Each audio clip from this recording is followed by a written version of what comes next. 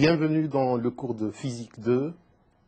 Toujours, nous sommes en train de regarder l'électrostatique. Et aujourd'hui, nous allons regarder la leçon numéro 2. L'intitulé de la leçon est le théorème de Gauss et ses applications. Voici les différents points qui vont être abordés au cours de cette leçon. Tout d'abord, nous commencerons par rappeler ou définir qu'est-ce que c'est l'orientation d'une surface. Ensuite, nous introduirons la notion de flux. Il faut savoir que le flux est une grandeur qui est souvent calculée dans les problèmes physiques, et on la rencontre beaucoup en électromagnétisme. Ensuite, nous rappellerons ce que c'est un angle solide, et nous verrons la manière de quantifier un angle solide. Le quatrième point concerne le théorème de Gauss. Donc on présentera le théorème de Gauss et on donnera la justification de ce théorème. Un point particulier sera abordé qui concerne la manière avec laquelle on va appliquer le théorème de Gauss. Donc on va s'interroger sur ce qu'on appelle les symétries du champ. Et nous finirons cette leçon par deux applications qui exploiteront le théorème de Gauss pour calculer le champ électrique. Premier point, donc l'orientation d'une surface. Donc, vous avez sur le schéma qui est sur cette figure-là, la représentation très schématique d'une surface. Évidemment, c'est une surface quelconque. Donc, pour décrire cette surface-là, il faut associer d'une part des éléments de surface de taille élémentaire. C'est ce qui est représenté ici par l'espèce de grille que nous avons sur la surface. Chaque élément de surface va être représenté par une quantité de surface qui peut être obtenue simplement en faisant le produit entre deux déplacements élémentaires. Alors évidemment, l'expression de cette quantité va dépendre beaucoup du système de coordonnées qu'on va utiliser. Et donc là, je vous renvoie au cours de mathématiques qui concerne les différents systèmes de coordonnées. En tout cas, en physique, nous serons amenés à utiliser de nombreux, différents systèmes, le système cartésien, le système cylindrique ou le système sphérique. Donc, pour l'expression effective du terme D2S ici, il faudra connaître les déplacements élémentaires. Ce qui est supplémentaire à la valeur de cette surface-là, c'est son orientation. Alors, on définit l'orientation de la surface comme un vecteur qui est localement normal à la surface, et il s'agit d'un vecteur unitaire qui indique simplement l'orientation de la surface. Alors ce vecteur n'est pas toujours défini de manière indépendante par rapport à ce qu'on appelle le contour. En effet, vous avez bien remarqué ici que ce vecteur D de S, ou le vecteur normal à la surface, peut être aussi bien dessus que dessous. Alors en réalité, lorsque nous sommes dans des problèmes de physique, eh bien on associe souvent l'orientation de ce vecteur-là à une orientation d'un contour. Et cette orientation se fait selon le sens de ce qu'on appelle le sens direct, qu'on peut repérer par sa main droite. Donc vous avez le principe, si vous faites tourner dans le plan votre main droite, vous allez avoir la direction des doigts, et puis le pouce indique une direction particulière. C'est cette direction-là qui constitue ce qu'on appelle le trièdre direct. Et c'est cette direction-là qu'on va en réalité utiliser lorsque nous avons une surface qui s'appuie ici sur un contour, c'est ce que vous avez ici, donc on tourne dans ce contour-là et automatiquement on définit cette surface. Bien, ceci étant dit, on va maintenant regarder le flux. Alors, qu'est-ce qu'on appelle le flux? On va d'abord parler de flux élémentaire. Supposons que nous avons un champ de vecteurs. Dans notre cas, ce sera le champ électrique. et ce champ électrique a une certaine valeur sur un élément de surface D de S. Lorsqu'on fait le produit E fois D de S, donc on trouve une quantité. Ici, il s'agit d'un produit scalaire, donc on va trouver une quantité scalaire que nous notons D de phi, et on appelle ça le flux élémentaire. Si on calcule le flux sur une surface entière, eh bien il suffit de faire l'intégration de ce terme-là, c'est-à-dire du D de phi, sur la surface en question. Enfin, le flux sur une surface fermée, eh bien, se note de cette manière-ci. Donc, on va calculer le flux sur la totalité d'une surface, et ce symbole-là indique qu'il s'agit d'une surface fermée. Alors, ce type de calcul, c'est ce qu'on appelle un calcul de flux, est souvent utilisé en physique en général et en électromagnétisme en particulier. Il a une signification physique, bien entendu. Pour prendre un exemple assez simple, imaginez que vous avez un tuyau dans lequel il y a de l'eau qui circule. La vitesse de l'eau n'est pas la même partout dans tous les éléments du tuyau. Eh bien, si vous calculez le flux de la vitesse de l'eau sur la section de tuyau, vous allez trouver le débit, c'est-à-dire le nombre de litres par seconde ou dans d'autres unités. Donc le flux, ça a un peu cette signification-là. Donc ici, le flux du champ E va donner un peu cette opération-là. Alors, on va essayer justement d'estimer, ou plutôt de calculer, le flux d'une charge ponctuelle.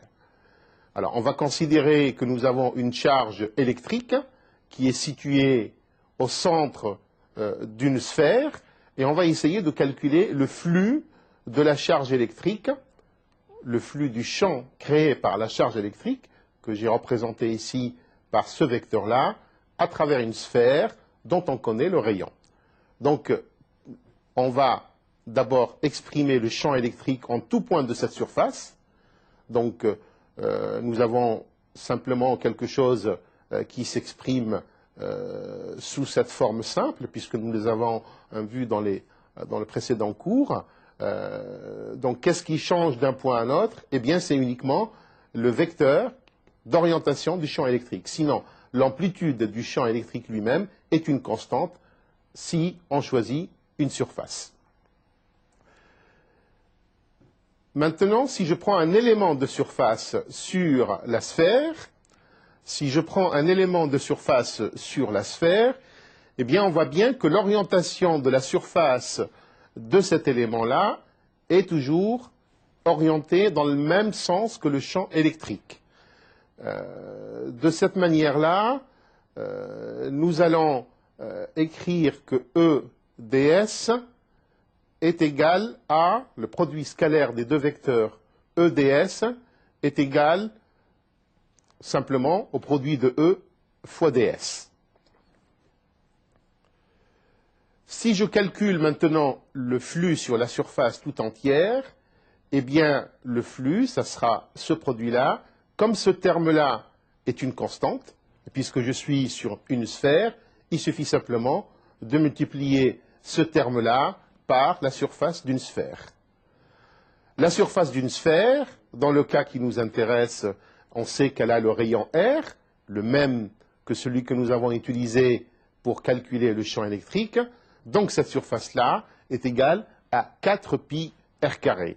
Le total nous donne un flux qui est égal à Q, Q étant la valeur de la charge électrique, divisé par epsilon 0.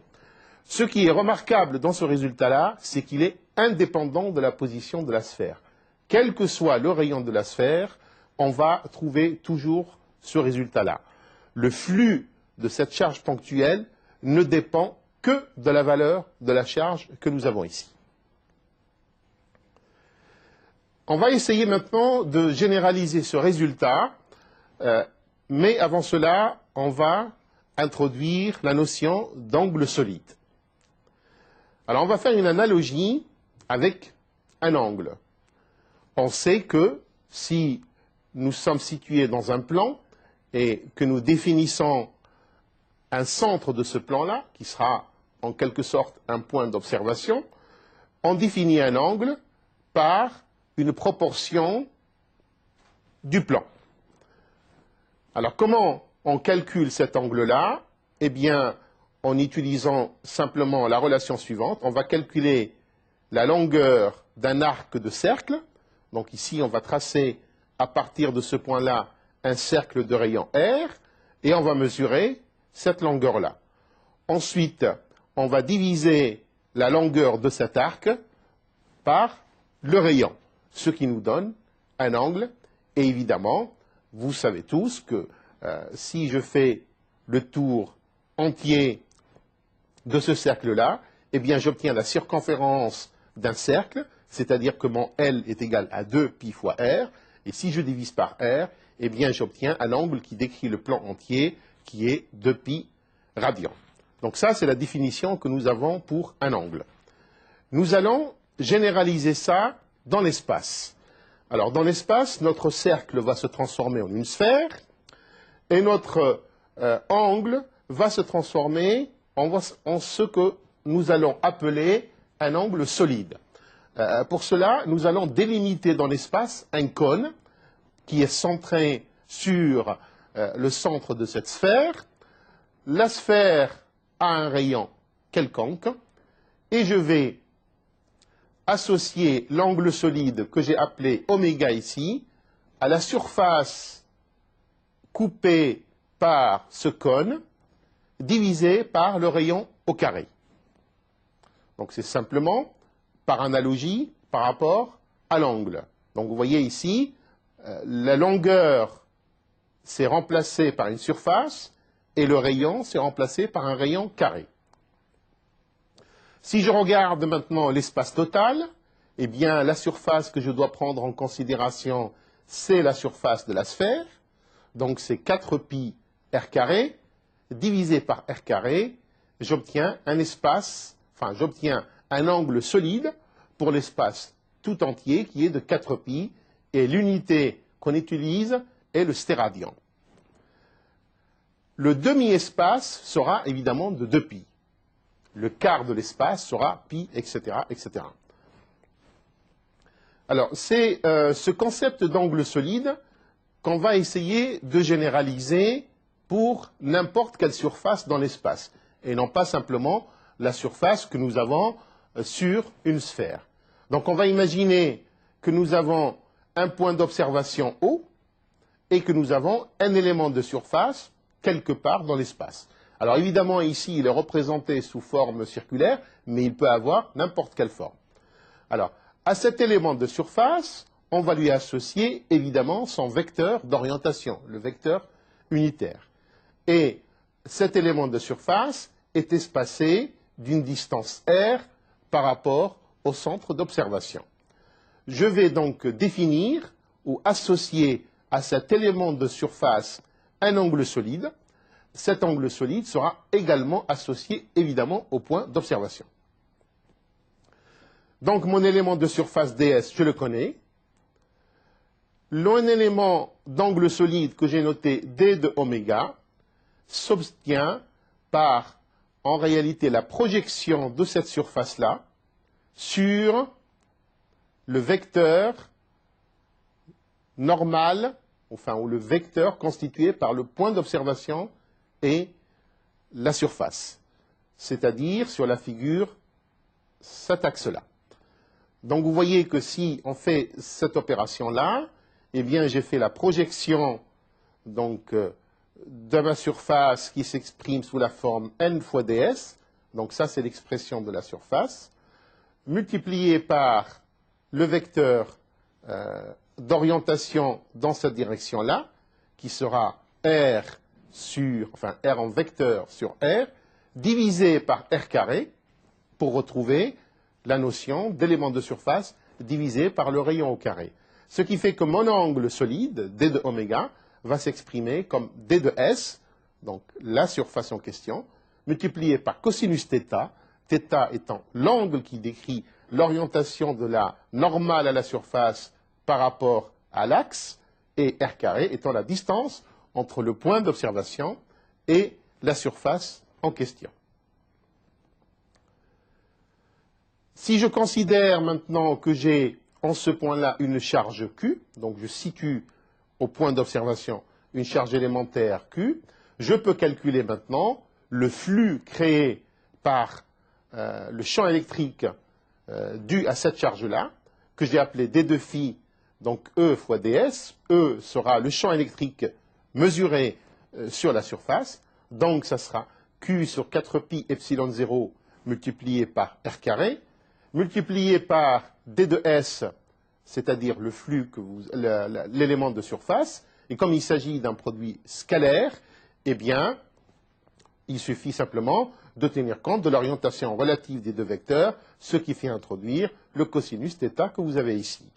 Et donc, si on se rappelle de l'expression de D de oméga que nous avions établie juste sur le transparent précédent, eh bien, nous obtenons que l'élément de flux, D de phi, est proportionnel à la charge Q, évidemment proportionnel à l'angle solide, et c'est tout. Il ne dépend plus de la distance entre le point d'observation et la position de l'angle solide. Si on considère maintenant une surface quelconque, donc là je vais prendre une surface fermée quelconque, à l'intérieur de la surface j'ai une charge ponctuelle dont je connais la valeur, et je vais essayer de voir que devient le flux lorsque je calcule le flux du champ électrique sur une surface qui n'est plus une sphère, une fois encore, qui est une surface quelconque, mais fermée. Donc là, on reprend le même schéma que tout à l'heure. Donc je vais obtenir simplement une orientation par élément de surface. Je vais pouvoir calculer un angle solide d de oméga. Donc je sais que cet angle solide, je l'ai déjà établi dans les transparents précédents, se met sous cette forme-là. Ensuite, eh bien, je fais introduire donc l'élément de flux d de phi et de EDS. Donc ça, c'est un calcul que nous avons établi tout à l'heure. Or, ce terme-là, celui qui intervient ici, c'est-à-dire le d de s multiplié par cosinus θ divisé par r carré n'est autre que l'angle solide d de oméga. L'angle solide associé à la surface d de s. Donc, l'élément de flux d de phi est égal à Q sur 4pi epsilon 0 multiplié par d de oméga. Maintenant, si je calcule le flux sur la surface entière, eh bien, il faut que je prenne l'angle solide qui représente la totalité de cette surface-là. Alors, si la surface n'était pas entière, on peut calculer l'angle solide dans un système de coordonnées sphériques si on connaît les angles θ et φ. Donc on ne va pas le faire ici, mais j'ai simplement donné l'expression pour savoir comment peut-on le calculer si la surface n'était pas complètement fermée. Ici, le cas est très simple puisqu'il s'agit d'une surface fermée, donc il suffit de prendre la totalité de l'espace et on obtient simplement les 4pi. Évidemment, on peut vérifier facilement que ce 4pi, on l'obtient en intégrant sur tout l'espace, c'est-à-dire l'angle θ de 0 jusqu'à pi et l'angle phi de 0 jusqu'à 2pi, tout ceci dans une description, dans un système de coordonnées sphériques. Maintenant, je suis capable de calculer le flux sur la surface, donc il suffit que je calcule l'intégrale sur la surface tout entière, c'est ce qui est décrit ici. Donc Q sur 4pi epsilon 0 est une constante, elle ne dépend pas de la surface, elle dépend uniquement de la valeur de la charge Q, et j'intègre sur tous les éléments solides. Or ça, je viens de calculer que c'est 4pi. Donc j'obtiens un résultat remarquable et simple, à savoir que le flux du champ électrique sur une surface fermée est égal à Q sur epsilon 0. Attention, le calcul qui est fait ici est tout à fait général. La forme de la surface est tout à fait quelconque. Ce n'est pas le calcul à travers une sphère comme nous l'avons fait auparavant. Ici, nous avons généralisé ce résultat-là, c'est-à-dire que je peux prendre n'importe quelle forme de surface. Si je calcule le flux du champ électrique créé par la charge ponctuelle à travers cette surface-là, eh bien, je vais trouver que mon flux est directement proportionnel à la quantité de charge électrique et le facteur de proportionnalité n'est autre que le coefficient epsilon 0, et plus exactement 1 sur epsilon 0. On va maintenant préparer, on a préparé le terrain pour énoncer le théorème de Gauss. Alors, le théorème de Gauss,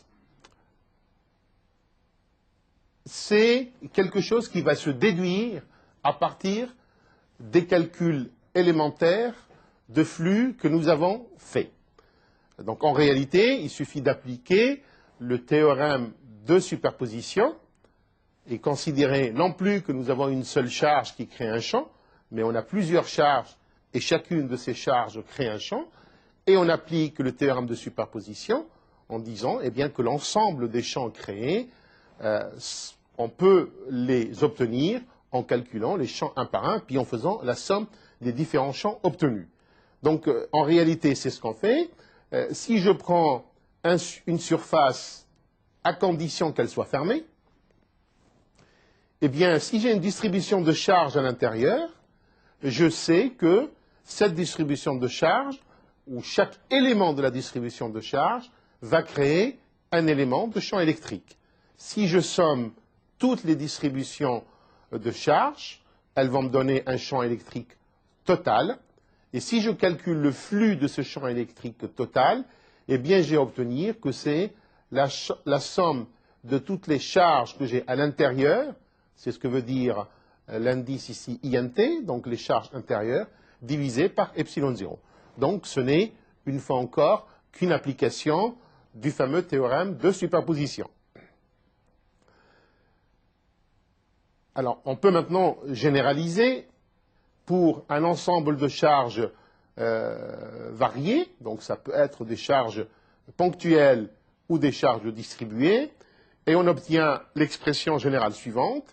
Le flux du champ électrique à travers toute surface fermée s'obtient par la relation suivante, la somme de toutes les charges internes, que ces charges soient de nature ponctuelle ou associées à une distribution en volume, à une distribution en surface ou à une distribution linéique. Le tout, c'est d'être capable ou de connaître les différentes sources de charges et de les sommer toutes pour obtenir la charge totale. Une question qu'on peut se poser, on a considéré uniquement les charges qui sont à l'intérieur de la surface. Que se passe-t-il lorsque les charges sont sur la surface elle-même? Alors, on ne va pas refaire la démonstration du théorème de Gauss, mais on peut simplement remarquer la chose suivante. Lorsque nous avons fait le calcul du théorème de Gauss, qu'est-ce qui nous a donné la totalité des charges internes? C'est le fait qu'on avait un angle solide sur lequel on voyait la surface sur laquelle on fait le calcul de flux qui représentait l'espace tout entier. Donc ça nous a donné un facteur 4π, et c'était ce 4π-là qui s'est simplifié avec le 4π venant de l'expression du champ électrique. Eh bien, si on a une charge qui est sur la surface, on comprend facilement que si la charge est sur la surface, et si je veux voir toute la surface à partir d'un point qui est sur la surface, eh bien, ma surface va représenter la moitié de l'espace et non pas la totalité de l'espace. Ce qui me permet de dire que l'angle solide dans ce cas-là ne sera plus 4π, mais 2π. D'où le facteur 1,5 qui apparaît ici et qui est associé directement à la surface. Donc, pour résumer sur le flux, on peut dire que le théorème de Gauss nous dit que le flux du champ électrique à travers une surface fermée est égal à l'ensemble des charges internes divisé par epsilon 0 plus l'ensemble des charges en surface divisé par 2 epsilon 0. Pour être complet, il reste à considérer le cas des charges externes, puisque si nous avons une surface, nous avons regardé ce qui se passe pour les charges internes, on vient de voir ce qui se passe pour les charges sur la surface. Qu'en est-il des charges externes? Voici la situation de tout à l'heure, enfin la même surface, et je vais essayer de regarder qu'est-ce qui se passe pour une charge externe. Alors le calcul du flux pour cette charge externe va concerner deux surfaces, deux éléments de surface. Le premier qui est ici, D2S1, et le deuxième qui est ici, D2S2. Évidemment, les valeurs de D2S1 et D2S2 ne sont pas les mêmes. Par contre, ce qui est identique, c'est l'angle solide à travers lequel on voit la surface D2S1 et la surface D2S2. On va avoir donc, lorsqu'on va calculer le flux de cette charge externe, une contribution qui est due à cette surface-là, qu'on va appeler D2φ1, et une contribution qui est due à cette surface-là, qu'on va appeler D2φ2. Ce qui est important de remarquer, c'est que ces surfaces D2S1 et D2E2 correspondent à deux angles solides que j'ai notés, D de oméga 1 et D de oméga 2. Comme je viens de l'expliquer, il s'agit en réalité du même angle solide que j'ai noté, D de oméga. Une autre remarque, les surfaces, comme on le voit clairement, sont orientées en sens opposé l'une par rapport à l'autre. C'est-à-dire que l'angle normal à cette surface-là et l'angle normal là ne sont pas orientés dans le même sens. Ce qui va automatiquement induire que le flux D de φ1 dû à cette surface-là et le flux D de φ2 dû à cette surface-là sont opposés en signe et sont égaux au module. Parce que, alors ils sont égaux au module, pourquoi? Eh bien parce qu'ils correspondent au même angle solide. Et ils sont opposés en signe, pourquoi? Eh bien parce qu'ils correspondent à deux orientations du vecteur orientation de surface qui sont opposées l'une par rapport à l'autre. Ce qui veut dire qu'en définitive, lorsque je vais sommer les deux contributions de flux, eh bien je devrais trouver un flux total qui est nul. En résumé, lorsque j'ai une charge externe à la surface, et si je calcule le flux du champ électrique à travers cette surface-là, eh bien toute charge externe n'apporte aucune contribution à ce flux. Bien, maintenant nous allons appliquer le théorème de Gauss pour calculer le champ électrique dans certaines situations et montrer justement la puissance de ce théorème. Pour aborder cette question, je dois introduire quelque chose qui est relatif à la symétrie dans les situations physiques que nous sommes amenés à étudier. L'une des observations les plus importantes à faire lorsqu'on a un problème physique, c'est de bien regarder si nous avons des simplifications qui peuvent être obtenues, en particulier grâce à la symétrie. Il y a un principe qu'on appelle le principe de Curie, qui dit que les éléments de symétrie des causes, c'est-à-dire en ce qui nous concerne, ce sera les charges électriques et leur répartition, se retrouvent dans les effets produits, c'est-à-dire en ce qui nous concerne, le champ électrique et le potentiel dans les prochaines leçons. Donc il faut observer de manière de très près s'il existe des symétries ou pas dans les structures qu'on veut étudier. Exemple, si on prend un champ qui est créé par un plan conducteur, qui est chargé de manière uniforme, eh bien on va se rendre compte que ce champ électrique ne dépend pas de la position sur le plan lui-même, mais il dépend uniquement de la distance entre le point d'observation et le plan, c'est-à-dire la distance par rapport au plan. Pourquoi? Eh bien parce que dans le plan conducteur, Et donc, dans tous les plans qui sont parallèles au plan conducteur, toutes les situations physiques ou tous les points sont physiquement équivalents, puisque le plan est considéré infini dans les deux dimensions. Et donc, on ne peut pas avoir deux directions privilégiées dans le plan conducteur. Ceci amène tout de suite au choix du système de coordonnées. Évidemment, à chaque symétrie va correspondre un choix de système de coordonnées. Pour le plan, par exemple, le conducteur, il est évident ici qu'il faut prendre un axe qui sera perpendiculaire au plan conducteur, et puis dans le plan lui-même, a priori, toutes les directions sont équivalentes. Mais on ne pourra pas, par exemple, dans le cas d'un plan, choisir un système de coordonnées sphérique, puisqu'on ne sera pas toujours à la même distance par rapport à un plan. En tout cas, on ne peut pas la décrire de manière simple dans un système de coordonnées sphériques. La recherche des invariances et des symétries de la répartition de la charge est aussi un problème important et qu'il faut le faire à chaque fois que nous avons une situation physique à observer.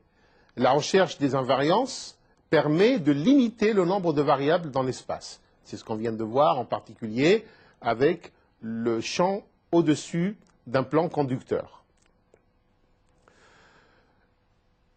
Deuxième point, c'est l'étude des plans de symétrie. Donc, si nous avons des plans de symétrie ou d'antisymétrie, eh bien, ceux-ci permettent de préciser l'orientation d'un vecteur. En ce qui nous concerne, ce sera par exemple le champ électrique. On peut distinguer entre deux cas. Un cas qu'on appelle de forte symétrie. Dans ce cas-là, en fait, on constate que le champ où les effets ne vont dépendre que d'une seule coordonnée. C'est exactement le cas du plan conducteur que j'ai cité tout à l'heure. Donc cette fois-ci, on est en présence de deux invariances. La direction du champ est connue et l'application du théorème de Gauss donne rapidement le champ. Par contre, si on est dans le cas de faible symétrie, donc c'est le cas où on a deux coordonnées au plus qui interviennent au niveau des expressions du champ ou du potentiel, et bien souvent la surface de Gauss est complexe. Il n'est pas facile de trouver une surface qui simplifie le calcul, et parfois on est amené à faire le calcul du champ directement sans passer par le théorème de Gauss. On va regarder deux exemples sur lesquels on va appliquer le théorème de Gauss. Le premier exemple concerne un champ électrique ou le champ électrique créé par un fil conducteur chargé. Donc nous supposons que nous avons un fil conducteur qui est infiniment lent, donc il n'a pas de limite ni vers le haut ni vers le bas.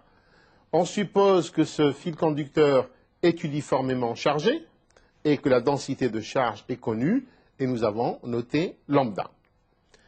Eh bien, une première idée nous viendrait pour calculer le champ, c'est de décomposer ce fil conducteur en ensemble de petits éléments élémentaires de courte longueur, de longueur très très courte, et puis après, à chaque élément de ces longueurs-là, par exemple, si je prends un élément de longueur ici, delta L, eh bien, il va me créer dans ce point-là, le point d'observation, un champ élémentaire qui est D de E2.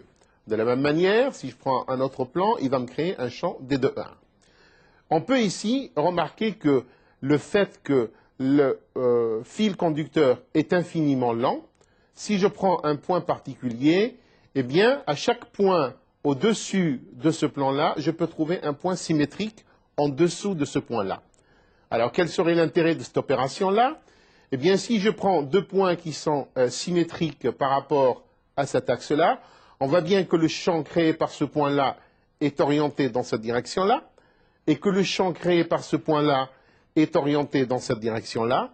Si je fais la composante vectorielle de ces deux quantités-là, eh bien, on voit tout de suite que les composantes qui sont normales à ce plan-là, c'est-à-dire la composante venant de D de E1 qui est orientée comme ceci, et la composante venant de D de E2 orientée vers le bas, eh bien, elles vont s'annuler mutuellement, et il ne restera que la composante qui est dans cette direction-là, c'est-à-dire la composante qui est constamment perpendiculaire au fil conducteur. Nous venons simplement d'exploiter les problèmes de symétrie pour montrer que le champ électrique n'a qu'une seule composante qui est dans la direction normale par rapport au fil conducteur. Donc en résumé, on a pris un fil qui est infini, qui a une charge lambda uniforme. Il n'y a pas de direction privilégiée dans le plan dans lequel nous allons calculer le champ électrique. Donc toutes les directions, lorsqu'on tourne autour du fil, à condition qu'on reste à rayon constant, sont physiquement équivalentes. Et le champ électrique, à cause de ces symétries, eh bien, on sait qu'il est normal. Alors maintenant, pour appliquer le théorème de Gauss, on va choisir une surface sur laquelle le calcul ou l'application du théorème de Gauss est simple, connaissant ce résultat-là. Alors qu'est-ce qu'on connaît? On sait que le champ électrique est constamment normal au conducteur. D'accord? On va prendre comme surface, eh bien, un cylindre de rayon donné. L'axe du cylindre n'est autre que le fil conducteur. Alors, ce qu'on sait, eh bien, c'est que l'amplitude du champ électrique, ou la valeur du champ électrique, sera nécessairement constante sur toute la surface du conducteur, puisque je suis situé à égale distance. Et comme je l'ai dit tout à l'heure, eh bien, il n'y a aucune direction privilégiée dans ce plan-là. Pour appliquer le théorème de Gauss, donc, je vais l'appliquer sur une surface fermée, donc somme de 2 de E ds. Le d de s que je vais prendre en question sera évidemment parallèle au champ électrique, puisque l'orientation du champ électrique et l'orientation de la surface sont dans la même direction. Ensuite, je vais exprimer un élément de surface. Un élément de surface, c'est le produit de deux déplacements élémentaires. D de L pour la hauteur de cette surface, et R dθ pour un angle de rotation dans la surface. Donc mon élément de surface ds serait simplement d de L multiplié par R dθ. Ce que je sais, c'est que si R est choisi constant, donc, puisque je suis sur un cylindre, ce sera le cas, eh bien, je vais obtenir un E de R qui est constant pour cette intégrale-là. Et donc, je n'ai qu'à intégrer sur dl et qu'à intégrer sur d de θ. Alors, c'est le calcul qui est fait ici. Donc, on retrouve l'amplitude du champ électrique. L'intégrale de 0 à L de dl, eh bien, c'est grand L. Et l'intégrale de dθ, de 0 jusqu'à 2π, c'est 2π. Et il nous restera R fois ER dθ. Alors, ceci, c'est égal à quoi? Eh bien, en vertu du théorème de Gauss, si j'applique le théorème de Gauss, la somme le flux à travers une surface fermée est égal à l'ensemble des charges à l'intérieur, c'est-à-dire lambda fois L, L étant la longueur de mon cylindre, sur epsilon 0. Et si je dois apporter un complément, il faut que la surface soit fermée. C'est-à-dire qu'en toute rigueur, il faut que je calcule le flux sur la surface supérieure que j'ai ici et la surface supérieure que j'ai en dessous. Or, comme mon champ électrique est constamment parallèle à ces deux surfaces-là, eh bien le flux du champ électrique sortant par cette surface supérieure ou par la surface inférieure est nul et n'apporte aucune contribution. Donc il faut faire attention, lorsqu'on applique le théorème de Gauss, il faut que la surface soit fermée. Certaines parties de la surface peuvent conduire à un flux nul lorsque le champ électrique est parallèle à la surface, mais en toute rigueur, il faut toujours que la surface soit fermée. Bon, ceci étant, donc maintenant je suis capable, à partir de cette relation-là, d'exprimer le champ électrique. Et j'obtiens que le champ électrique, eh bien, c'est lambda sur 2π epsilon 0 multiplié par 1 sur R. Bien, donc vous voyez que ce résultat très simple est obtenu par un calcul du théorème de Gauss. Donc vous voyez que c'est un outil qui est extrêmement puissant à condition qu'on identifie, comme nous l'avons fait ici, une surface qui simplifie le calcul, parce qu'il ne faut pas que le théorème de Gauss apporte une complication par rapport au calcul direct du champ électrique lorsque nous avons une situation de distribution de charge. Donc là, nous obtenons également un résultat intéressant en ce qui concerne la variation du champ. On voit apparaître une variation en 1 sur R, R étant la distance par rapport à la source. Rappelez-vous que pour un champ créé par une charge ponctuelle, la variation du champ était en 1 sur R2. Donc on peut déjà retenir que c'est un résultat qui peut avoir quelques applications. Alors évidemment, l'exemple que j'ai présenté ici, c'est un exemple parmi de nombreux exemples d'application du théorème de Gauss. Nous verrons en début de prochaine leçon un autre exemple d'application du théorème de Gauss qui nous permettra de calculer le champ, non plus créé par un fil conducteur comme ici, mais ce sera le cas d'un plan conducteur. Donc je vous renvoie à la prochaine leçon et je vous dis au revoir.